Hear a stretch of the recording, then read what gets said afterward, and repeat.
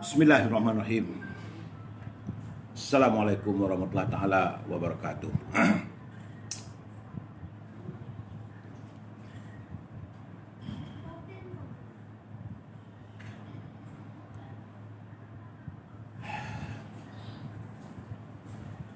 Ya, teman-teman yang sudi hadir melayari laman ini, Saudara Syahar Ibrahim. Waalaikumsalam. Nampak macam Muhammad Nur Syarif, Rubidin, Muhammad Nur Syarif, Waalaikumsalam. Saudara Ibrahim Cik Muda, Waalaikumsalam. Terima kasih kerana likes, belum kundur, warna Ros Diana. Saya mohon teman-teman yang melayari ini, kita share, kita bersama supaya ramai dapat. Sebab ruangan ini saya selalu nyatakan saya Raja Kamal, Raja Bazian, Fuad, apa khabar Fuad Rahman, selebritis TV3, Elis Adam Khalil, Waalaikumsalam, Mas Sairat Ismail, Jasni Hassan, Nazil Hashim, Halimah Syamsuddin. Dan yang lain yang tak sempat saya sebut satu persatu namanya. Jangan risau, malam nanti saya akan go through ataupun melihat satu persatu. Ya, ada Saudara Sulaiman Hassan, Safuat, apa saya gini, apa lagi produk menantu saya lah, dimsum. Sedap hari-hari makan dimsum ni. Aisyah Dino. Baik, saya terus dengan memberi laporan kedudukan sekarang ini tentang serangan COVID-19. Hari ini keadaan di seluruh dunia begitu mencengkam dengan permasalahan COVID-19. Di Amerika saja sudah meningkat sejumlah 8.106.753 orang yang dijangkiti oleh virus corona, 8.106.000, dengan kematian sejumlah 219.289 orang. Dan mereka sekarang bergelut pula dengan pemilihan presiden. Dalam masa 2 minggu setengah lagi, Amerika akan melihat besar kemungkinan berlaku peralihan jawatan presiden daripada Donald Trump kepada Joe Biden. Dan mungkin inilah kali pertama timbalan atau naib presiden Amerika seorang wanita. Saudara Anwar Muhammad, khabar? Amizu Izrami, Waalaikumsalam. Minta maaf batuk sikit kerana cuaca hari ni agak panas, walaupun mendung tapi panas, berbahang. Kemudian sesuatu yang agak memerajatkan saya, laporan yang saya terima daripada kota London. Di London sekarang ni pada 14 Oktober sejumlah 18,965 jangkitan virus corona dalam masa satu hari, dengan kematian sejumlah 138 orang. Kemudian pada 15 Oktober 15,650 jangkitan, kematian sejumlah 136, dan terakhir yang saya dapat tu ialah daripada 16,171 jangkitan dengan jumlah kematian 150. Artinya virus corona ini masih berterusan dan negara kita hari ini keadaannya masih terus meningkat, iaitu 871 orang telah pun dijangkiti oleh wabak pandemik virus corona. 5 import, jadi dari jangkitan warga tempatan sejumlah 866 orang dengan kematian 7 orang. Sabah masih lagi paling tinggi, iaitu hari ini saja di Sabah terdapat 702 orang dijangkiti oleh pandemik COVID-19. Selangor 77, Pulau Pinang 45, Perak 10, Labuan dan Kedah 9 kes, Sarawak 5, Kuala Lumpur ada 7, Negeri Sembilan ada 3, Terengganu 2, Johor Bahru, Johor dan Melaka ada 1 kes. Dan kita bersyukur Perlis, Pahang dan Putrajaya masih lagi sifat. Bersamalah kita berusaha agar segera kita berdoa kepada Allah SWT supaya virus corona ini segera bergeraklah daripada bumi bertuah kita ini. Ya. Saudara, keutamaan. Jadi untuk itu eloklah kita mulakan juga dengan apa yang saya nyatakan di sini, keutamaan Maulid Nabi. Iaitu keutamaan Maulid Nabi Muhammad sallallahu alaihi wasallam. Menurut Saidina Abu Bakar radhiyallahu anhu, dia berkata, barang siapa membelanjakan walaupun 1 dirham untuk mengadakan pembacaan maulid Nabi SAW, maka ia akan menjadi temanku di syurga nanti. Sementara itu, menurut Saidina Umar radhiyallahu anhu, dia kata barang siapa mengagungkan maulud Nabi, maka sesungguhnya ia telah menghidupkan Islam. Saidina Osman pula menyatakan barang siapa membelanjakan 1 dirham untuk mengadakan pembacaan maulud Nabi, maka seakan-akan ia ikut serta menyaksikan perang Badar dan Hunain. Saidina Ali pula berkata, barang siapa mengagungkan maulud Nabi dan ia menjadi sebab dilaksanakannya pembacaan maulud Nabi itu, maka tidaklah ia keluar dari dunia ini, melainkan dengan keimanan dan akan dimasukkan ke dalam syurga tanpa hisab. Jadi artinya sekarang ni, kita harus berusaha untuk mengadakan majlis-majlis bacaan Mauludir Rasul, memuja dan memuji kebesaran dan keagungan kecintaan kita terhadap Nabi baginda Rasulullah sallallahu alaihi wasallam. Moga-moga dengan amalan kita, doa kita disambut oleh Allah SWT, segeralah wabak ini beredar. Jadi banyak dah persoalan dah masuk ni. Saya Sauful Hafiz, ni semua Syafiq Abdal bertanggungjawab. Lah suruh bubar parlimen. Ini mereka lah, kerana mereka begitu mendambakan untuk mendapat kuasa, melupakan tentang soal kesihatan rakyat. Akhirnya rakyat juga yang menjadi menghadapi masalah COVID ini. Mitobiti itu hadis palsu tu. Saya tak tahu, ini saya baca kiriman kepada saya. Saya lihat satu benda yang baik. Ini bukan hadis Rasulullah. Ini kenyataan Saidina Ali, kenyataan Saidina Utsman radhiyallahu anhu, kenyataan daripada Saidina Umar, Saidina Abu Bakar As-Siddiq, bukan hadis Rasulullah. Tujuannya supaya kita dianjurkan pemujaan ataupun kita mengadakan majlis-majlis maulud. Ini kita punya pandangan saya lah. Baik, sementara tu saya ingin membaca satu kiriman. Saya cuba menyusun program kita dalam masa 1 jam 10 minit, 20 minit ini dengan bab 1, bab 2, bab 3. Saya harap teman-teman pelayar sabar, sebab saya memikirkan elok satu persatu supaya kita jelas, kita ada dapat kesedaran, kita dapat ilmu. Kerana bagi saya, ruang ini saya jadikan tidak lain tidak bukan adalah sebagai ruangan informasi. Saudara Zainal, tak apa, it's okay to me. Ini adalah satu kiriman daripada saudara Muhammad Azmi Muhammad Ali. Katanya beliau menghantar kepada saya sebuah sajak, cantik sajaknya, dan saya akan membaca sajak itu. Katanya, kitakah yang dikatakan buih-buih di lautan? Jadi kitakah yang dikatakan buih-buih di lautan, yang ramai dibilang tapi mundur ke belakang? Buih-buih itu kitakah yang lemah dan goyah, yang lupa sabda dan firman, yang menyisihkan kebenaran? Kitakah buih-buih yang memutih, kita sering berdalih, sengaja mencipta jalan sesat lalu meninggalkan syariat? Alangkah baiknya andai buih-buih itu jika bersama teguh bersatu di atas paksi iman dan takwa, berjaya di bawah lindungannya jua. Demikianlah kiriman daripada saudara Muhammad Azmi Ali yang saya rasa cantik catatannya untuk kita hayati bersama.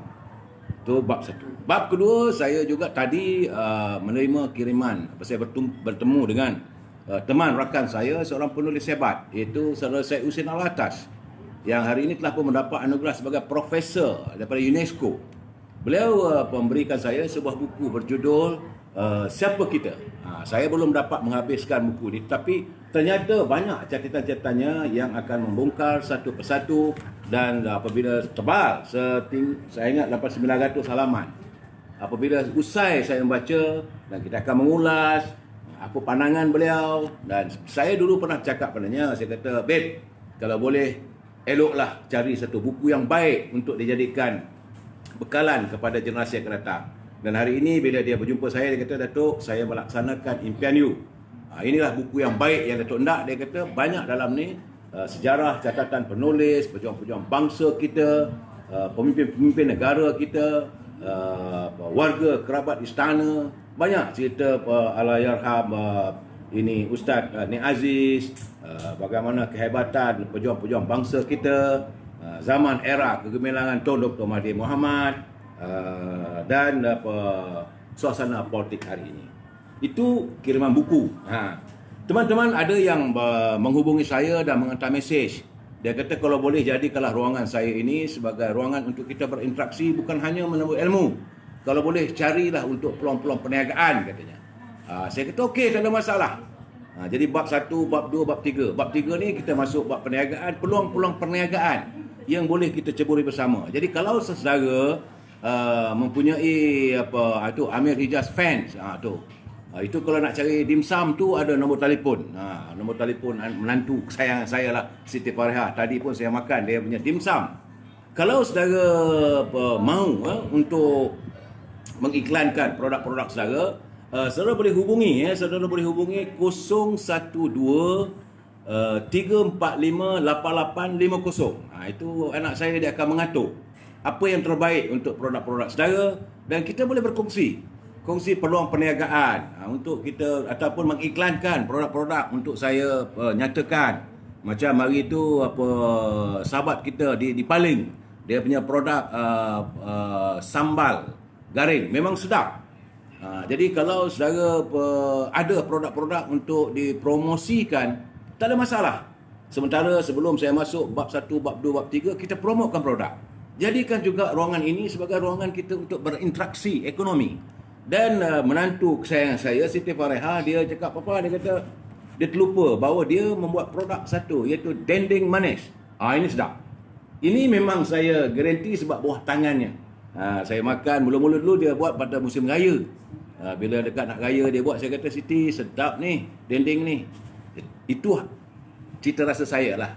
Rasa orang tua. Tapi saya rasa ini memang sedap. Kalau saudara nak merasa dendengnya, bolehlah menghubunginya di nombor telefon tadilah, 017 711 4300. Jadi dalam tu ada yang dari yang 500 gram, ada yang 1 kilo, boleh makan dengan nasi. Jadi ini untuk kita sama-sama. Kalau nak jadi ejen pun boleh. Saya tanya dengan anak menantu saya, dia kata, Siti boleh jadi? Boleh, dia kata. Yang mana duduk di Kedah, yang duduk di Johor, yang duduk di Kelantan, yang duduk di Negeri Sembilan. Jadi ejen pun boleh. Jadi ruangan ini saya khususkan untuk kita berinteraksi, dan bukan hanya politik, bukan hanya pencerahan, bukan hanya informasi, tetapi juga kalau ada yang nak berniaga. Bagi saya ekonomi kita mesti diperkukuhkan. Buy Muslim first. Jadi itu dia naik tu. Amir Hijaz fans, kalau telefon di situ, bolehlah untuk berinteraksi bersama-sama ya. Jadi saya menggalakkan saudara untuk saling berinteraksi. Jadikan ruangan ini kesempatan waktu saudara itu untuk, kalau ada peluang perniagaan, kalau saudara ada produk untuk saya promote, hantar, tak ada masalah. Bukan niat saya untuk mencari keuntungan, tidak. Tetapi untuk membantu sama kita. Kalau kita tidak membantu sama kita, siapakah yang akan membantunya? Itulah betul saudara Muhammad Azmi Mak Ali, BMF. Buy Muslim first. Okey. COVID sudah. Penghayatan kita pada perjuangan agama Islam sudah.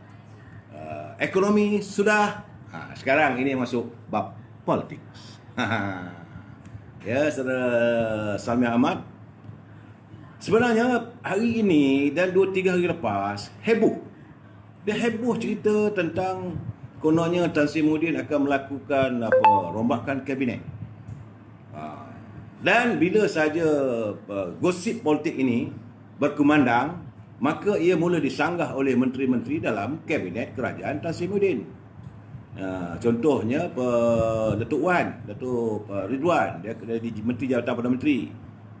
Dia macam terkejut. Dia kata macam mana pula, dia kata dengan menteri-menteri yang lain. Kalau Tan Sri Muhyiddin nak buat rombakan kabinet, kita tak tahulah. Tapi bagi saya, apakah dengan rombakan kabinet ini Tan Sri Muhyiddin mampu bertahan? Mampukah beliau bertahan untuk kekal berada di anjung kuasa di Seri Perdana? Kerana sebenarnya hari ini rakyat sudah mula menggambarkan rasa yang tidak senang dengan Parti Peribumi Bersatu. Jadi persoalannya, mampukah Parti Peribumi Bersatu bertahan dalam badai politik yang mengganas sekarang ni? Sebab hari ini, hari-hari kita dengar tak ada satu pencerahan berhubung dengan kehidupan rakyat. Perjuangan apa yang nak dibawa oleh PBM? Lain tak ada. Yang kumpulan Azmin, kumpulan Hamzah dengan cyber troopers-nya yang masuk sebentar tadi pun tidak lain tidak bukan nak mempertahankan kerajaan Tan Sri Muhyiddin. Rakyat sudah mula didengar rasa bosan. Rakyat sudah mula merasakan bahawa kehadiran kerajaan hari ini tidak mampu menyelesaikan kemelut politik yang ada. Jadi akhirnya kumpulan cyber trooper apa semua dia cari jalan mana nak hala. Dan sekarang ini yang saya lihat, saya tengok hari-hari, lain tak ada dia ajukan pada UMNO. Jadi hari ini UMNO menjadi kambing hitam kepada kumpulan PBM Bersatu. Saudara Ken, sepatutnya Datuk sambung cerita semalam sejarah. Sebetulnya lagi lah saya kata pasal satu pelan-pelan. Saya beri pencerahan serah-serah politik hari ini. Jangan marah Saudara Ken, bersabar. Jadi dengar kabarnya nak bagi jawatan timbalan pada menteri pada UMNO, benda tu tak ada. Tidak wujud, saudara. UMNO kekal dengan peranannya hanya sebagai untuk check and balance. Cuma UMNO cuba berusaha untuk mengimbangi dan menyelamatkan kerajaan. Tidak lain dan tidak bukan. Hanya untuk menyelamatkan kerajaan selepas kegagalan Pakatan Harapan mentadbir negara. Dan mereka berbalas sama mereka.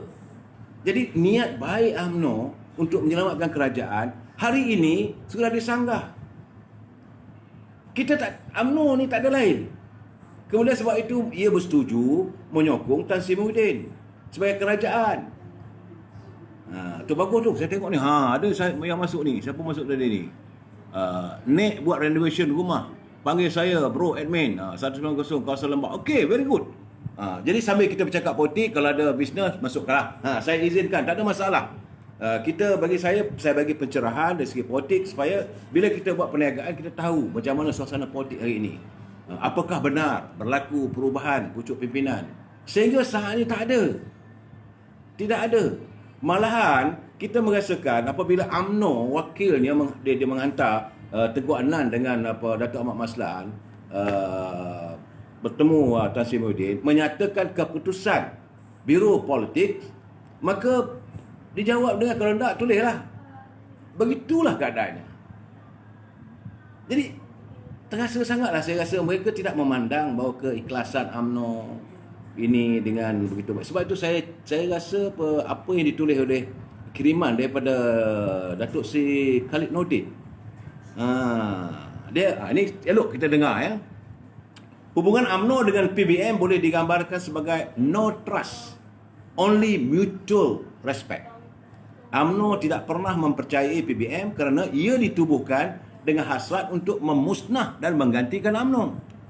Tetapi apabila negara berada dalam keadaan yang gawat pada Februari lepas, UMNO bertindak menyokong Tan Sri Muhyiddin sebagai Perdana Menteri.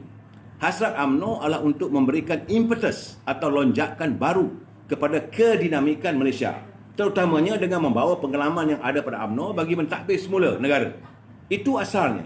Dan setelah 7 bulan kegelisahan UMNO dengan PBM semakin menyerlah, umum mengetahui kenapa UMNO bukan saja tidak mempercayai PBM, malah mutual respect yang tersisa juga telah semakin menipis. UMNO telah beberapa kali menghantar isyarat yang terang lagi bersuluh kepada Perdana Menteri. UMNO tidak perlu menjelaskan segala kegusarannya dengan lebih panjang lebar, melainkan Perdana Menteri dan PBM sengaja untuk tidak memahami atau masih tetap mahu mengulangi naratif yang sama. Kononnya PBM lah yang menyelamatkan UMNO dan menjadikan UMNO sebagai kerajaan. Ini naratif mereka. Sedangkan hadir UMNO nak sokong Sokong UMNO supaya menyelamatkan kerajaan. Sebab kita nak tunggu sampai pilihan raya umum akan datang. Nak adakan pilihan raya umum sekarang ni rasanya tak sesuai. Kerana dalam keadaan ekonomi yang mengudum dan kesihatan rakyat serangan daripada pandemik. Itu masalahnya. Jadi sepatutnya kita mengharapkan agar pimpinan dalam kerajaan PBM itu mereka harus mempamerkan supaya mutual respect itu menjadi trust. Mutual respect itu satu kelangsungan penghormatan itu menjadi trust, menjadi kepercayaan. Kerana kita mesti tahu. Ini cantik dia punya quotation daripada Datuk Khalid Nordin. Dia kata, trust is earned, not given. Artinya keyakinan, kepercayaan itu diperolehi, bukan diberi. Jadi untuk itu saya mengharapkanlah pimpinan dalam PBM tu cukup-cukuplah secara melakukan tindakan onar dan menuduh UMNO dan sebagainya. Ini suasananya ya, situasi. Dan saya agak tertarik hati dengan tulisan daripada Profesor Datuk Syed Salim Faruqi. Ini berhubung dengan usul undi tidak percaya di Parlimen yang pada bila-bila masa akan berlaku. Jadi 2 malam lagi UMNO akan mengadakan mesyuarat majlis tingginya. Itu urusan mereka. Tetapi kita melihat dari segi, saya nak ulas tentang apa tulisan yang bermula Tengku Razali Hamzah. Kita masuk bab Tengku Razali ini, banyak orang nak tahu cerita-cerita. Saya akan cerita dulu, tapi saya harus menjelaskan tentang surat yang dihantar oleh Yang Berhormat Mulia Tengku Razali kepada speaker. Sebab kita merasakan pemimpin hari ini terlalu banyak masalah dan mereka tidak lagi mampu untuk menyusun prioriti dalam melaksanakan tugas dan tanggungjawab.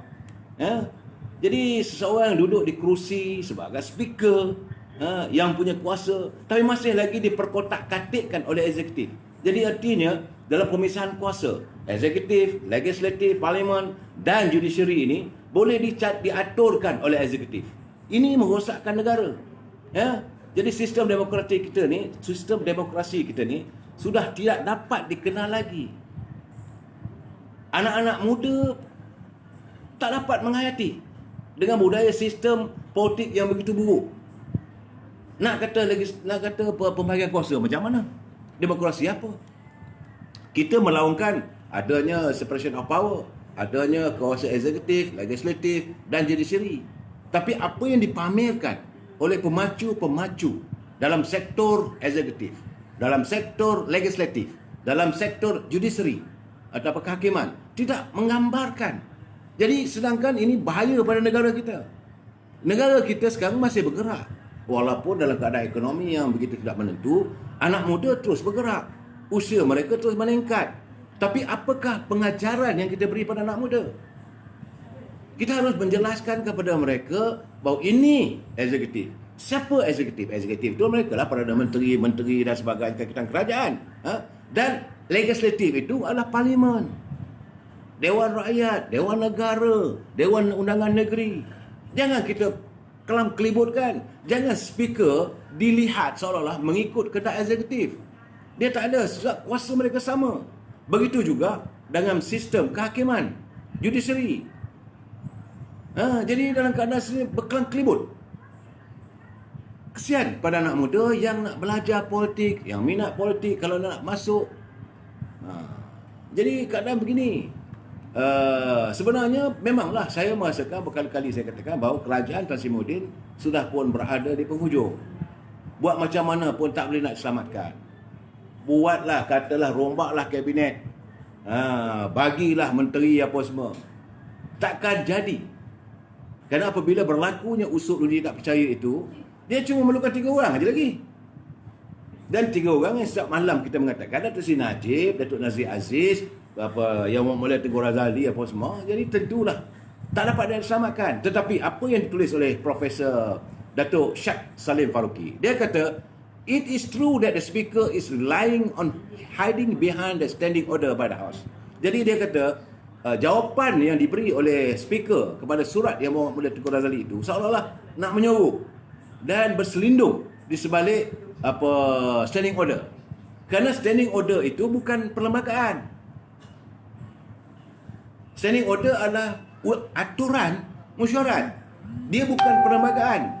Apa yang diperkaikan oleh Yang Berhormat Mulia Tengku Razali adalah aspek perlembagaan. Kerana tak bolehlah kita nak meletakkan standing order itu mengatasi perlembagaan. Dalam perlembagaan, mahu dipastikan Perdana Menteri itu mendapat sokongan majoriti di kalangan ahli-ahli Dewan. Tapi untuk mengelakkan perkara itu berlaku, jadi dia berselindung di sebalik SO, standing order. Tak boleh begitu. Betul lah aturan parlimen begini, tetapi tidak boleh, sebab standing order itu tidak dibahaskan dalam parlimen, tidak menjadi sebahagian daripada ini perlembagaan. Saya lihat macam di England, kita ni cara demokrasi kita Westminster Rule. Kita mengambil contoh daripada apa berlaku di England. Di England dia ada written dari segi akta hukuman, tetapi tidak ada written constitution. Tidak ada perlembagaan yang bertulis. Tetapi mereka memahami perlembagaan Inggeris begini, dan mereka menghormati walaupun tidak bertulis. Sedangkan di Malaysia, kita setiap patah perkataan dalam perlembagaan itu bertulis. Ternyata dia kata seorang Perdana Menteri itu mesti mendapat keyakinan di kalangan ahli-ahli Dewan, mesti mendapat sokongan majoriti. Kalau tiada majoriti, maka dengan sendirinya dia turun dan tak boleh memegang jawatan Perdana Menteri. Itu ada dalam perlembagaan. Dan sekarang ini bila ada usul dibawa,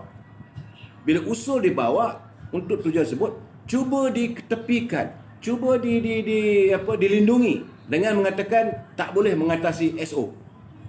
Soal perlembagaan dilihat tak boleh mengatasi standing order ataupun aturan mesyuarat. Sepatutnya aturan mesyuarat hendaklah memenuhi kehendak perlembagaan. Ini yang diargue oleh Datuk Syed Salim Faruqi. Beliau adalah pakar perlembagaan. Saya pun bukan pakar, je bila saya baca, saya tengok notice that the speaker reply. Itu jawapan yang Tuan Speaker hantar kepada Yang Berhormat Tengku Razali Hamzah, repeated plea, berkali-kali mengatakan bahawa surat daripada Tengku Razali mengatakan bahawa dia nak mempertahankan perlembagaan. Berkali-kali Yang Berhormat Mulia Tengku Razali menyatakan kepada Speaker bahawa tujuan dia menghantar surat itu adalah untuk mempertahankan, memperkukuhkan perlembagaan. Jadi perlembagaan tak boleh dipersendakan. Tapi boleh begitu saja Speaker berlindung di sebalik SO ataupun standing order ataupun urusan cara persidangan. Jadi ini dua perkara yang konflik. Bagaimanapun saya berkeyakinan buat macam mana pun lah Speaker nak, ialah kita tahulah bahawa Speaker ni dia dilantik setelah dipersetujui oleh Perdana Menteri. Dulu Speaker yang dulu tu Datuk Arif, Tan Sri Arif, merupakan Speaker era Tun Dr. Mahathir. Tapi sekarang ni era Tan Sri Muhyiddin, Speakernya adalah Datuk Azhar Harun. Jadi dia akan mempertahankan. Di sinilah dilihat bahawa eksekutif cuba menguasai legislatif. Ini salah. Ini bertentangan dengan prinsip perlembagaan. Jadi bila orang kata Nur Syamsiah ada pilihan, satu berbuat parlimen jika diperkenankan Tuan Agong atau letak jawatan serah pada yang majoriti. Itu benar. Sepatutnya, berkali-kali saya kata, sepatutnya si Muhyiddin eloklah. It's high time. Dia pun bukan sihat sangat. Daripada dia kena caci. Saya baca juga, saya dengar juga apa yang diucapkan oleh beberapa bloggers. Macam Datuk Lokman Adam, Datuk Zaharin. Saya sedih juga. Saya sedih kerana Perdana Menteri dipercacai oleh rakyatnya sendiri. Dan sebagaimana yang saya katakan, inilah pertama kalinya di negara kita ni seorang Perdana Menteri menghadapi undi tidak percaya. Menghadapi usul undi tidak percaya. Semalam saya katakan, selalunya dalam parlimen ni kalau kementerian itu salah, maka ketua pembangkang akan buat usul. Itu untuk mengurangkan RM10 gaji pada menteri itu. Itu menandakan amarahnya kumpulan legislatif, mereka pembuat undang-undang kepada menteri. Tapi hari ini dia bukan kurang gaji RM10, dia minta berundur Usul undi tidak percaya artinya I never trust you. I don't trust you anymore to lead the country. Jadi sepatutnya kalau dah kena begitu, eloklah ini beliau menarik diri sebagai Perdana Menteri. Saya kesian sebab beliau pun bukanlah sihat sangat. Ni apa pula ni, Abdul Rahim Rashid, Zahid nak lari dah pakai sesuah. Saya tak mau ulah lah, tiap malam kita bercakap benda begitu. Saya melihat bahawa politik kita tenat selagi tak diselesaikan.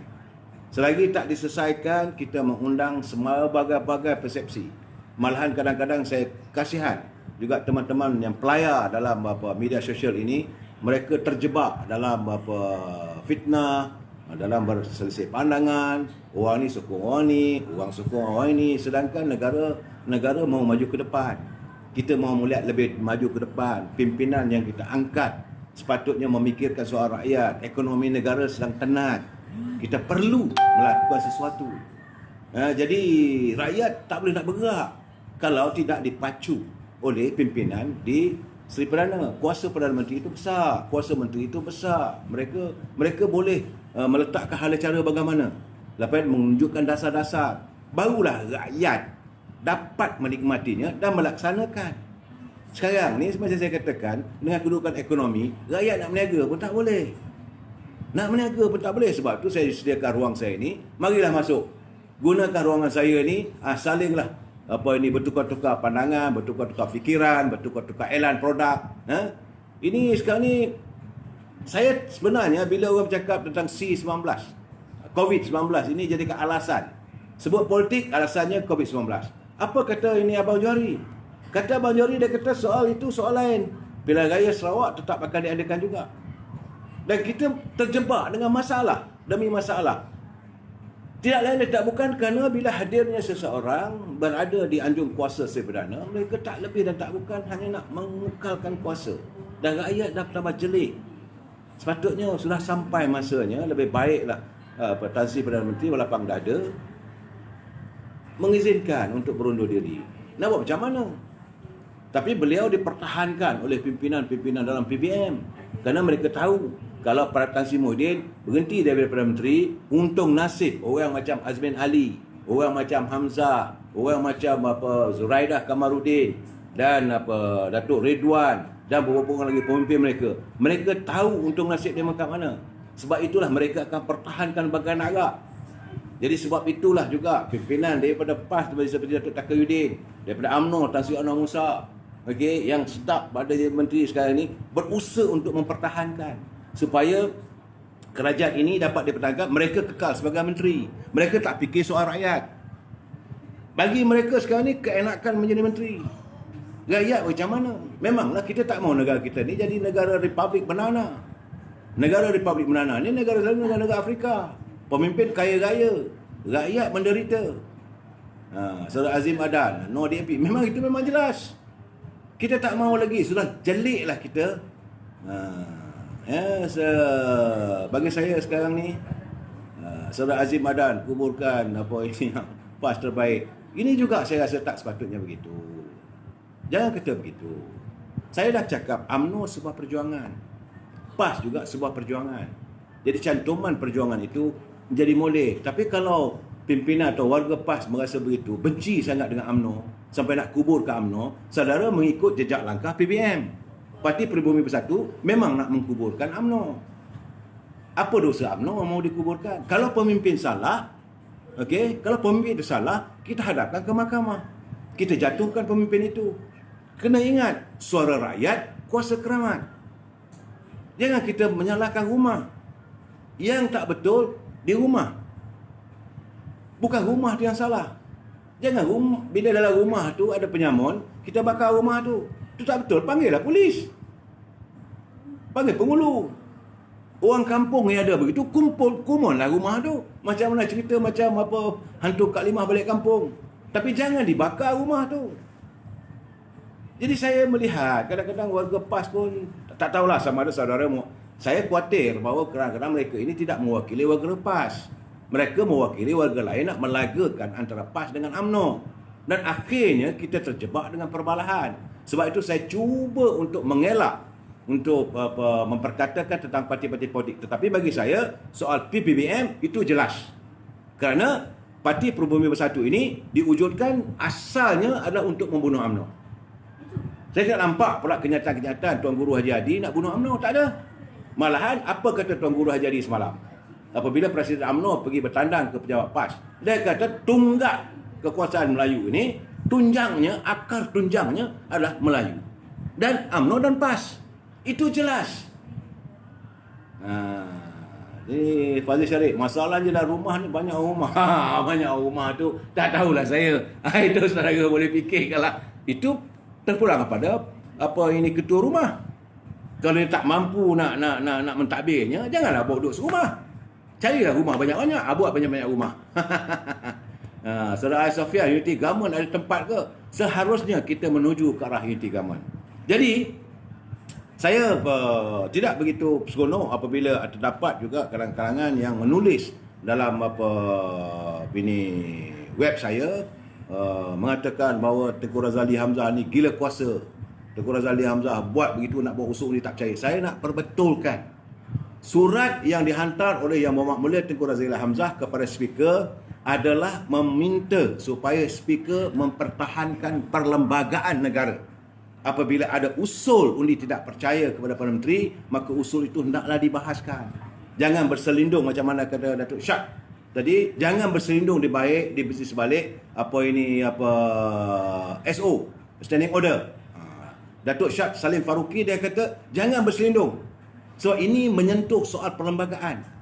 Dan Yang Berhormat Mulia Tengku Razali, dia tak ada, dia prinsip dia. Sebab itulah pada tahun 1987 beliau mengambil keputusan iaitu setia untuk bertanding jawatan Presiden UMNO menentang Tun Dr. Mahathir Mohamad. Sebenarnya dia tak ada apa dah. Dia bila 2 kali dah bertanding, terbukti ahli-ahli UMNO memilih Tun Musa Hitam. Dia kata okey, sebab Musa Hitam ni kawan dia, kawan baik. Okeylah pada dia, tak ada masalah. Kemudian beliau masih lagi dikekalkan dalam kabinet Dr. Mahathir. Tetapi bila dia melihat bahawa ada kebejatan berlaku, bahawa demokrasi sudah mula tergugat, bahawa adanya pelanggaran, peraturan-peraturan dilanggar, apabila dasar ekonomi baru itu berubah kepada dasar pensuasataan, dan beliau melihat sudah ada anai-anai yang nak merobohkan tiang seri negara, bukan lagi rumah UMNO, tiang seri negara pun sudah digamit, sebab wujudnya kumpulan-kumpulan dipanggil KKN, kronisme, korupsi dan nepotisme. Jadi kerana itu dia berbincang dengan Musa Hitam. Tuan Musa Hitam macam mana? Dan sebenar-benarnya jangan salah sangka ya, Tengku Razali minta Tun Musa Hitam bertanding jawatan presiden. Dia kata dia akan memberikan segala sokongan. Ini saya nak buka sejarah ni 1987. Sebenarnya bukan Tengku Razali nak lawan Dr. Mahathir, tetapi dia bagi tahu pada Tun Musa Hitam, Musa, you tandinglah. Saya dengan orang saya akan menyokong. Tapi Tun Musa Hitam kata tak apa, dia kata. Sebab itu Tun Musa Hitam dia takut. Kerana kalau dia menentang Dr. Mahathir masa itu, sebagaimana yang sering kali dia tulis, I decided not to challenge him because if I challenge Dr. Mahathir, he will say that even I haven't sex with the animal. Begitu sekali. Sebab apa yang berlaku pada Datuk Seri Anwar Ibrahim, dia kata itulah juga nasib yang akan menimpa padanya kalau dia menentang Dr. Mahathir. Jadi dia kata, Lee, why don't you lawan? Tengku Razali kata, okey. Kalau begini keadaannya, dia berjumpa dengan almarhum Tengku Abdul Rahman. Tengku kata, keadaan tak boleh diselamatkan lagi. Perlu ditukar jawatan Presiden Parti ini.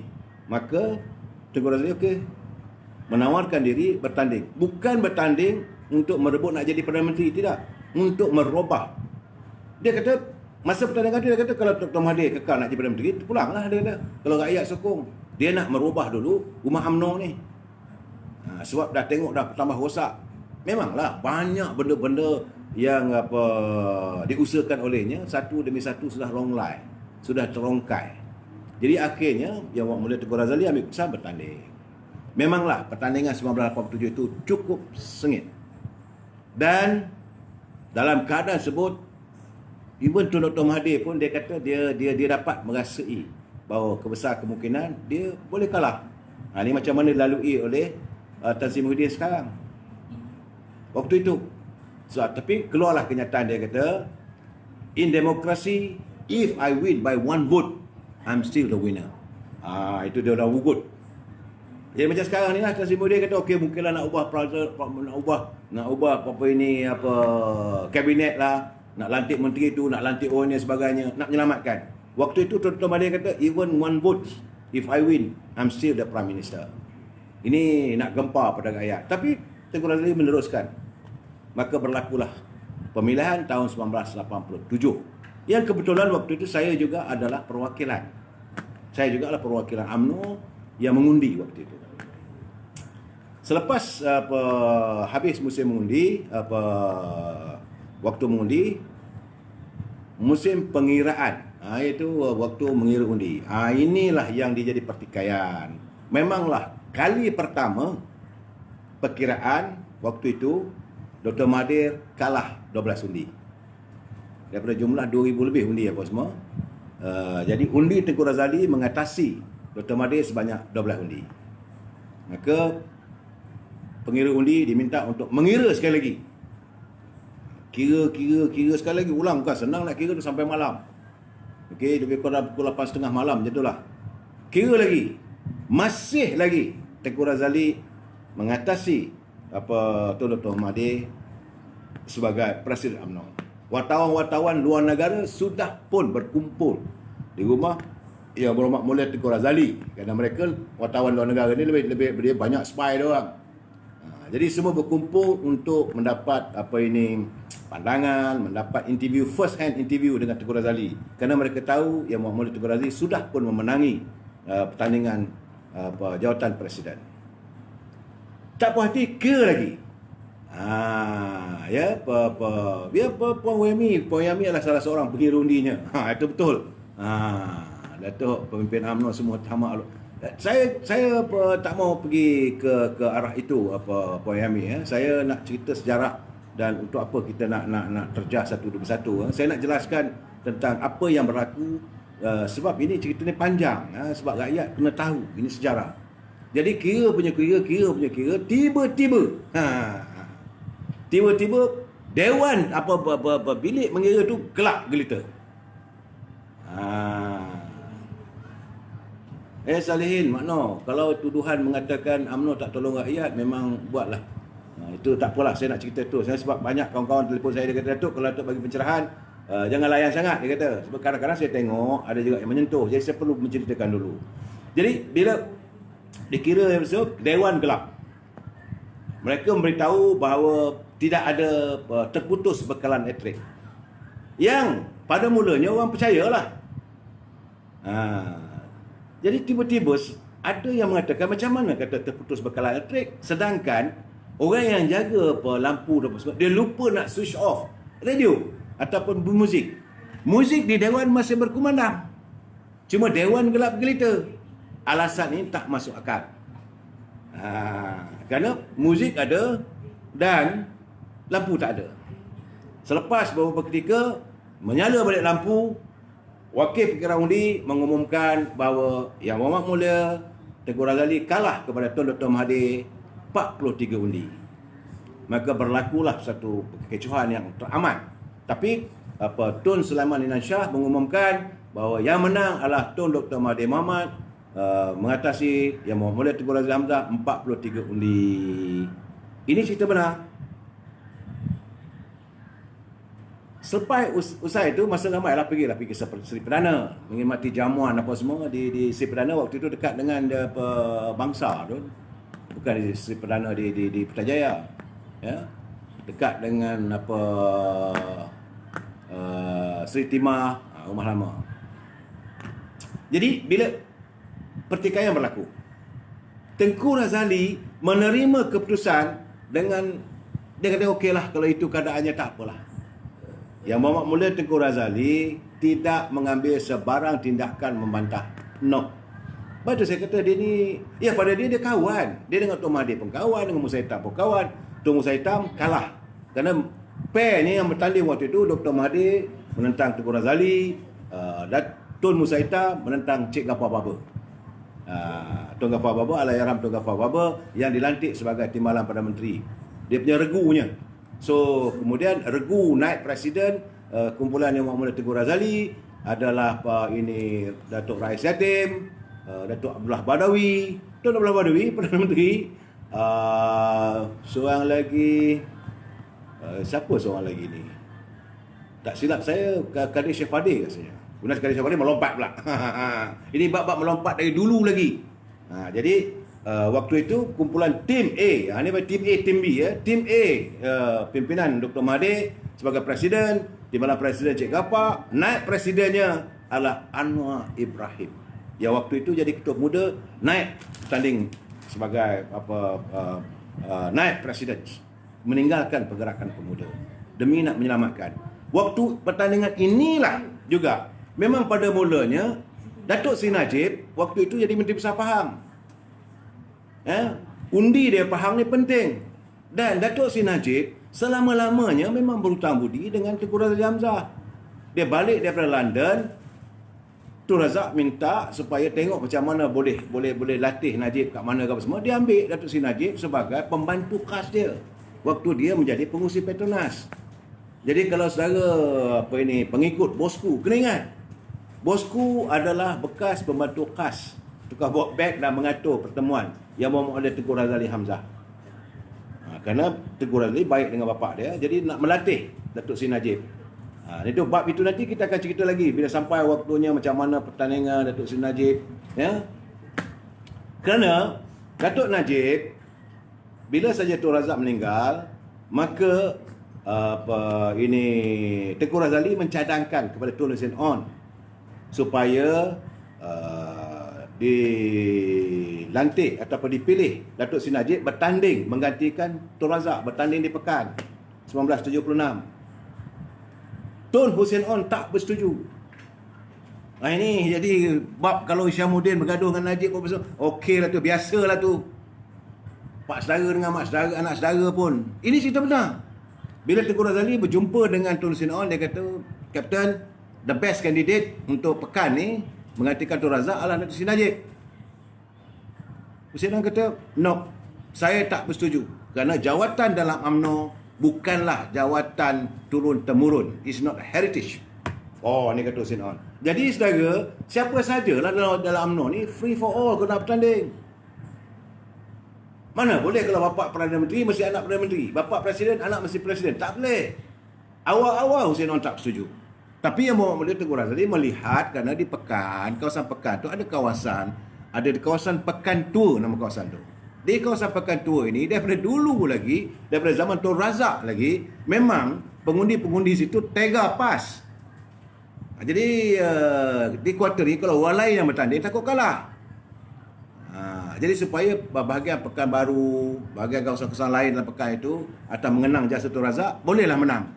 Jadi Hussein On kata, no, saya tak mahu, saya tak mengizinkan. Ini kerana jawatan dalam UMNO, jawatan dalam politik bukan jawatan turun-temurun. There is no heritage, kata Hussein On. Apa Tengku Razali buat? Tengku Razali berjumpa dengan waktu itu adalah Datuk Hamzah Abu Samah. Kebetulan bapa saudara Datuk Najib juga. Banyak orang tak tahu. Datuk Hamzah Abu Samah berkahwin dengan adik Tun Razak. Tun Razak ada adik dia, isteri Hamzah Abu Samah, tetapi lain ibu. Tun Razak ibu isteri pertama kepada Datuk Hussein. Ibu kepada isteri saya lupa nama tu, Datuk Hamzah Abu Samah ni adalah daripada ibu isteri muda kepada Datuk Hussein, orang kaya 4 Pahang. Jadi alasan diberi kerana waktu itu Datuk Hamzah Abu Samah adalah Ketua Perhubungan UMNO Negeri Pahang. Jadi Datuk Hamzah Abu Samah bertemu dengan Tun Hussein On, dia kata Pahang menetapkan calon kami adalah Datuk Najib. Jadi kalau dah negeri dah minta tanding itu begitu, dia kata setujulah, diikutlah. Maka menanglah Datuk Najib. Itu jasa Datuk Najib, jasa Tengku Razali kepada Datuk Seri Najib Tun Razak. Balik daripada London, tak ada kerja, diambil sebagai pegawai khas dia. Kemudian bertanding Parlimen. Tengku minta, Tengku recommend, minta supaya Datuk Najib bertanding, menang. Bila menang, lantik pula Datuk Najib the youngest iaitu Timbalan Menteri Kewangan yang termuda pada usia 23 tahun. Ini realitinya. Dan apabila Tengku Razali bertanding jawatan Presiden, ingatkan Datuk Najib ni akan sokong Tengku Razali. Last minute, malam terakhir, ini yang dikatakan peristiwa di hotel Hotel Hilton dan juga hotel tu dekat Bukit Bintang. Datuk Najib akhirnya memberi sokongan kepada Dr. Mahathir.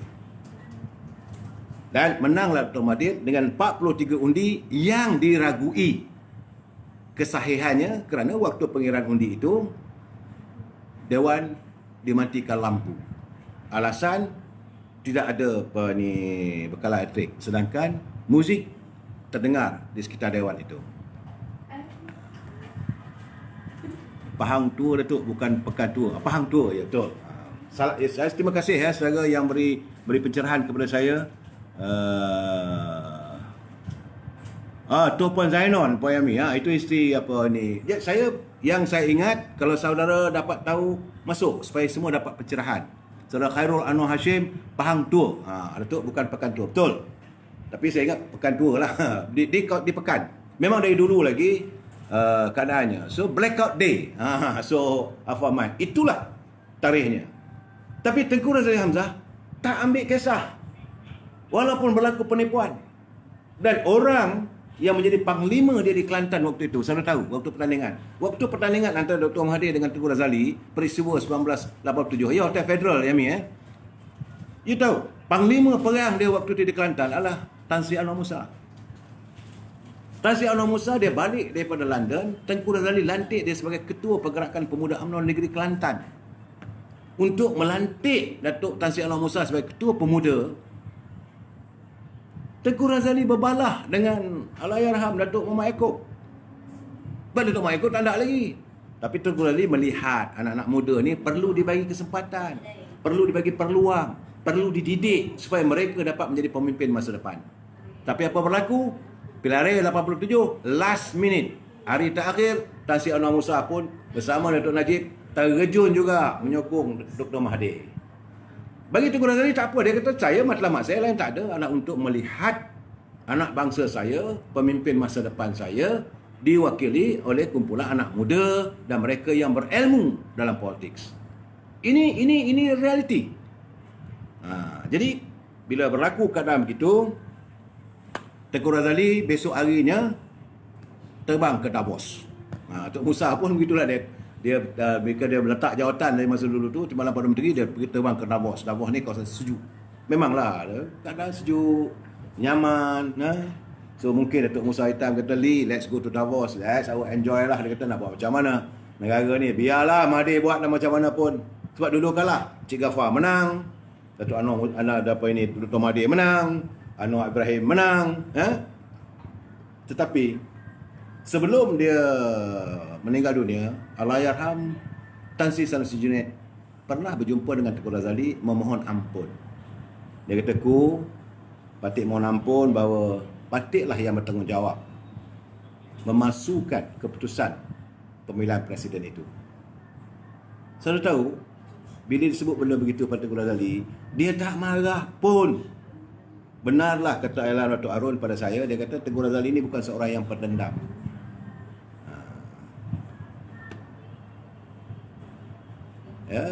Ini tak pendendam. Sebab Tengku kata tak apalah, dah lepas. Yang sudahlah, dia kata buat apa kita nak ungkit-ungkit balik. Kalau dengan saya dah lama mengampunkan. Kalau you nak minta ampunlah pada orang Melayu. Itu katanya, Now, Tengku Razali pergi ke Davos. Di Kuala Lumpur waktu itu, kumpulan yang tidak puas hati. Dan ada beberapa kepincangan, terdapat juga perwakilan yang tidak sah menjadi perwakilan.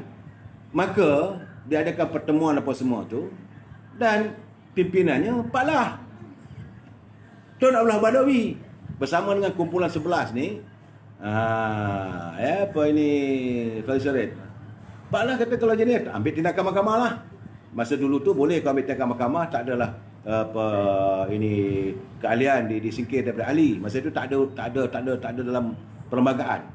Jadi dengan 11 anak muda mengambil tindakan mahkamah. Maka berlakulah cabaran saman dikemukakan pada UMNO yang mencabar keputusan pemilihan 1987. Apa terjadi? Tun Dr. Mahathir mengambil keputusan, kalau ingin keadaannya, kerana waktu itu juga, saya jangan lupa, waktu itu juga negara mengalami krisis perlembagaan berhubung pemecatan Tun Salleh Abbas. Tun Salleh Abbas ni dipecat. Sedangkan eksekutif tak ada kuasa nak pecat. Tun Mahathir pecat Salleh Abbas. Sebab saya kata tadi, separation of power. Eksekutif, legislatif, judiciary. Dia tak boleh pula ini judiciary ni nak pecat pada eksekutif. Tak boleh pula legislatif ni nak pecat eksekutif ataupun legislatif nak pecat hakim. Tak boleh. Tiga power. Tiga pecahan kuasa. Bila Tun Dr. Mahathir memecat Tun Salleh Abbas, berlaku krisis perlembagaan. Waktu yang sama, beberapa hakim juga yang mengalami krisis kerana waktu itu nak dijadikan alasan supaya hakim yang salah. Maka UMNO diharamkan.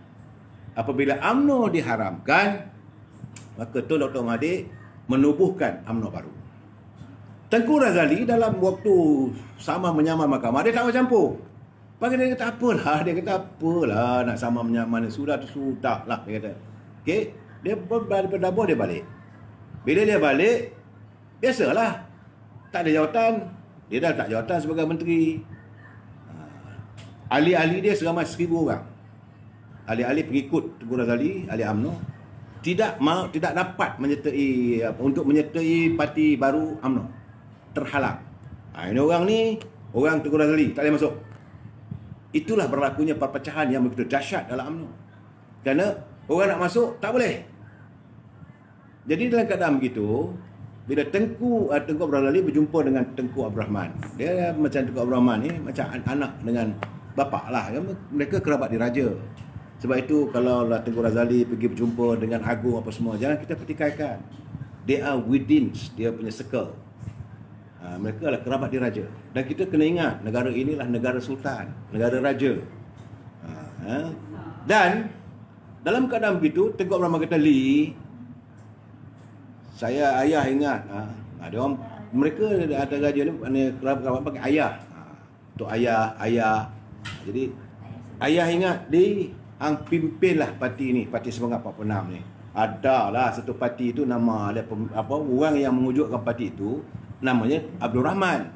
Dia adalah pemandu lori. Ini cerita benar. Jangan saudara kata, bila sebab saya tengok keadaan kata Tengku Razali tubuh Semangat 46, itu kenyataan salah. Kita kena perbetulkan fakta-fakta ni.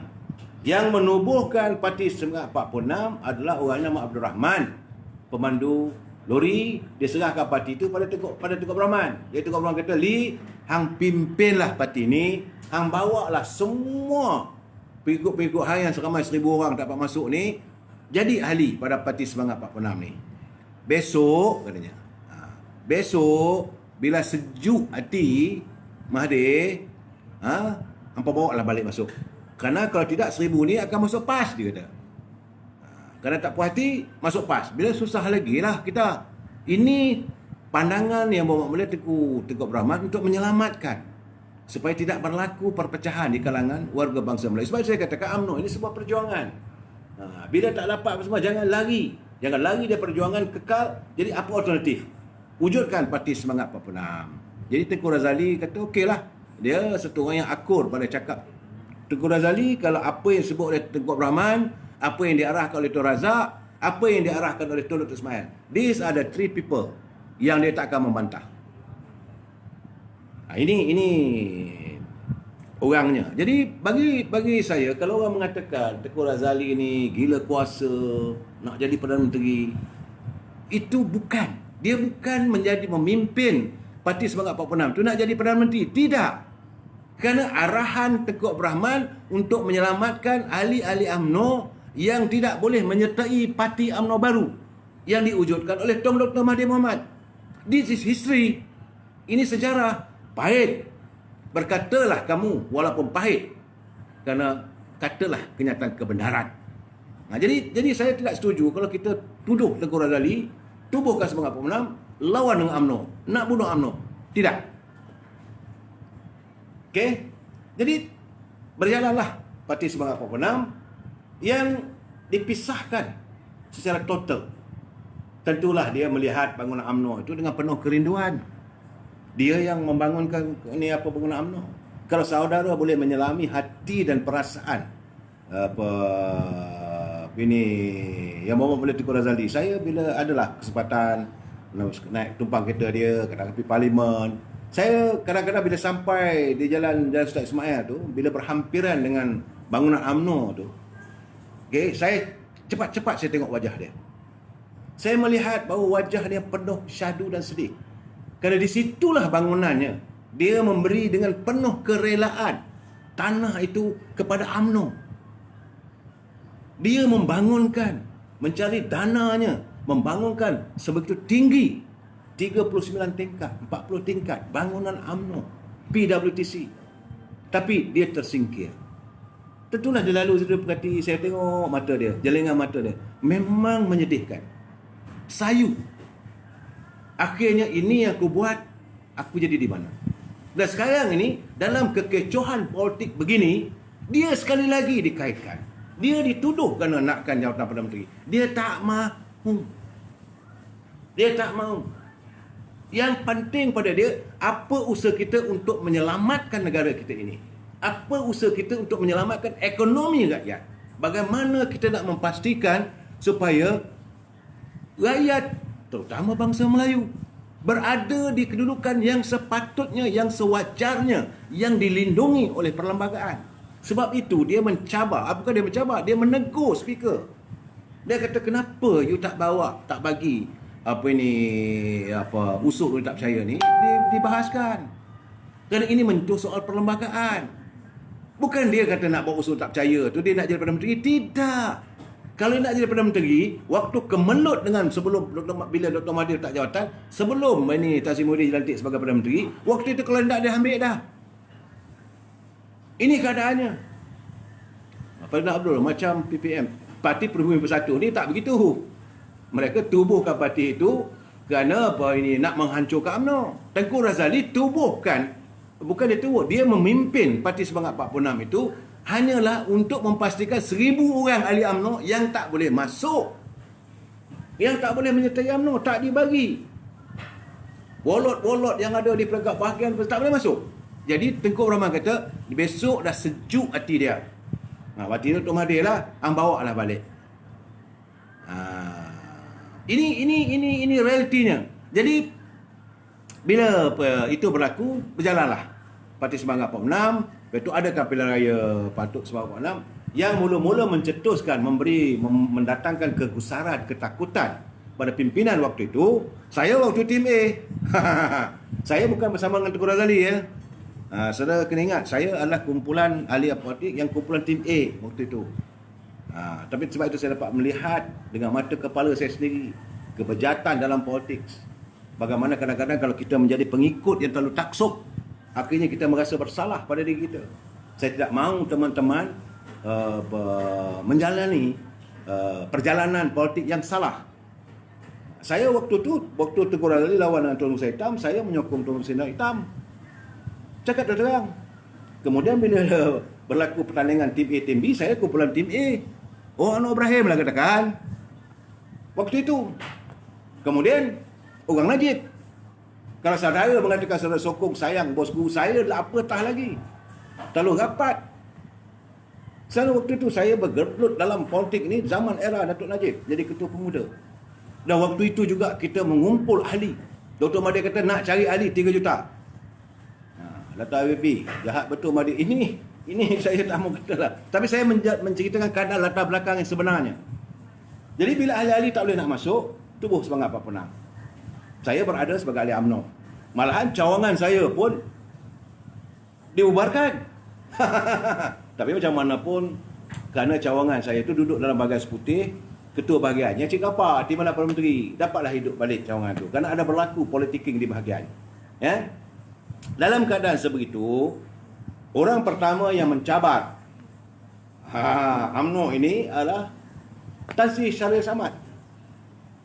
Tan Sri Samad ini adalah bekas kepada ini sisa politik kepada Tun Dr. Ismail. Dia memang penyokong kuat, penyokong tega pada Tun Musa Hitam. Dia ambil keputusan, dia letak jawatan. Nak challenge. Kalau betul-betul kuat, kalau betul-betul ada pengaruh UMNO ni, lama-lama pimpinan UMNO baru, pimpinan Tuan Mahathir ni, dia berhenti dia letak jawatan, dia adakan pilihan raya. Dan waktu itu Tan Sri Syaril Samad mengulangi kejayaan yang cukup hebat. 24,000 majoriti dia dapat. Maka itu menimbulkan ketakutan kepada Tun Dr. Mahathir yang memimpin UMNO ketika itu. Jadi saya tengok sejarah bila Tanjung Piai menang UMNO pilihan raya kecil dengan majoriti 15,000, saya kata mengulangi peristiwa bahawa kalau yang benar itu akan benarlah. Jadi artinya Tun Dr. Mahathir kalah 2 kali di Johor. Kali pertama waktu dia memimpin UMNO baru, 24,000. Tan Sri Syaril Samad majoriti, bukan undi, majoriti. Dan begitu dengan jentera kerajaan yang dia ada, segala kemudahan apa semua. So Tan Sri Syaril bertanding atas tiket kunci. Gambar kunci je, pergi mana-mana. Saya waktu itu berkempen untuk UMNO. Tak terap berada. Ini betul-betul cerita. Tak terap habis, malu. Kita ingatkan, jadi artinya kalau kamu dalam kerajaan, belum pasti kamu boleh menang. Begitu juga apabila Wijek Singh bertanding di Tanjung Piai. Kerana Parti Pribumi Bersatu PBM, Kerajaan Pakatan Harapan yang punya segala kemudahan, berjuta bawa duit, lawan dengan Wijek Singh. Tambah pula kawasan itu majoriti dia Melayu, calonnya daripada MCA. Orang kata ini ada can ni, boleh menang ni. Boleh menang ni, dia kata. Calon PPM orang Melayu. Tapi ukuah perpaduan yang ada dalam UMNO bersama dengan PAS, Muafakat Nasional, dengan MCA, dengan MIC, terbukti ia mampu menumbangkan calon daripada kerajaan di pilihan raya kecil di Tanjung Piai. Jadi saudara, dalam politik ni kita jangan merasa kita kuat walaupun kita dalam kerajaan. Sebab itu saya nak berpesan pada teman-teman yang berada dalam Parti Pribumi Bersatu. Macam Hamzah, macam Azmin. Don't think, jangan ingat kamu kuat kerana kamu menteri. Belum tahu rakyat punya kuasa. Sebab itu selalu saya nyatakan di sini bahawa suara rakyat adalah kuasa keramat. Jadi perjalanan politik Tengku Razali, akhirnya beliau memimpin, menang banyak juga kawasan itu. Bila pilihan raya kecil itu beliau menubuhkan APU, Angkat Perpaduan Ummah. Di situlah bermulanya kerjasama antara beliau dengan PAS yang dipimpin oleh Ustaz Fandi Nur. Tetapi pada tahun 1996, Tun Dr. Mahathir pujuk Tengku Razali. Dia kawan lama. Sebab itu bila gambar keluar 2-3 hari lepas, Dr. Mahathir dengan Tengku Razali, kita tak ambil kisah lah. Sebab dia kawan lama. Begitulah bergaduh pun, dia tak ada masalah.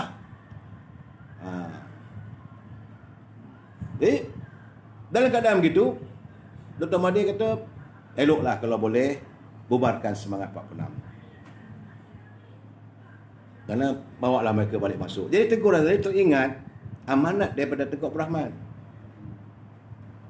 Tengku Abdul Rahman kata bila dah sejuk Mahathir ni, bawalah masuk dia balik dalam Alali you all, masuklah UMNO. Jadi Tengku Razali ni ikhlas. Pada dia ikhlas. Itulah pandangan dia almarhum Tengku Abdul Rahman.